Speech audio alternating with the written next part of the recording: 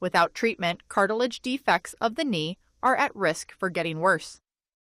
Early treatment includes non-operative methods like physical therapy, activity modification, NSAID medication, and different types of knee injections. While these treatments can help manage symptoms, they do not fix the underlying cause. If non-operative treatment does not provide lasting symptom relief, surgery may be considered for certain cases. These include cartilage defects at one specific area, pain that is difficult to control, recurring swelling, loose bodies, and symptoms like clicking and locking. Not all cases can benefit from cartilage defect surgery, however. These include meniscus injuries, knee instability due to damage to supporting ligaments, and widespread cartilage damage as seen in osteoarthritis. Other surgical procedures are usually needed to address these issues. Surgery may also not be appropriate if there are other conditions like inflammatory forms of arthritis or morbid obesity that affect the ability of cartilage to heal.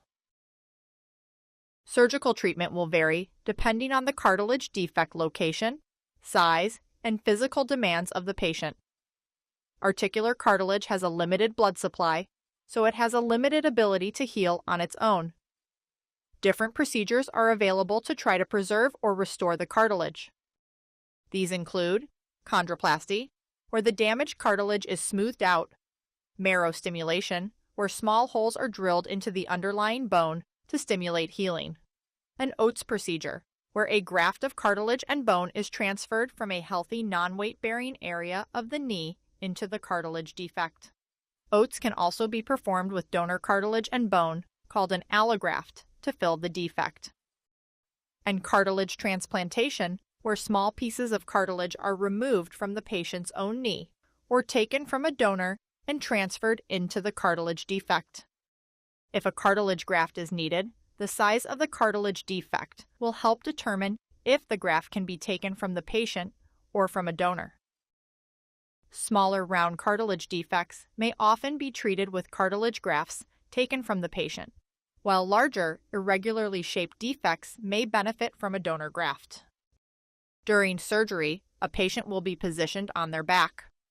Many procedures can be performed through arthroscopy with small incisions around the knee, but larger cartilage defects may require an open incision, especially if the cartilage defect is behind the kneecap.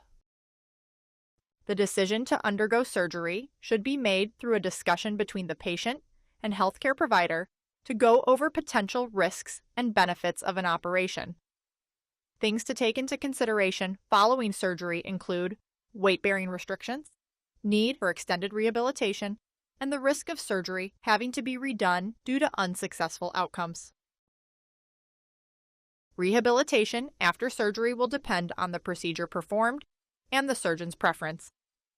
Typically, there is an initial period of non-weight bearing where a patient will need to use crutches or another assistive device to stay off of the operated knee, followed by a gradual increase in weight bearing and physical activity over several weeks.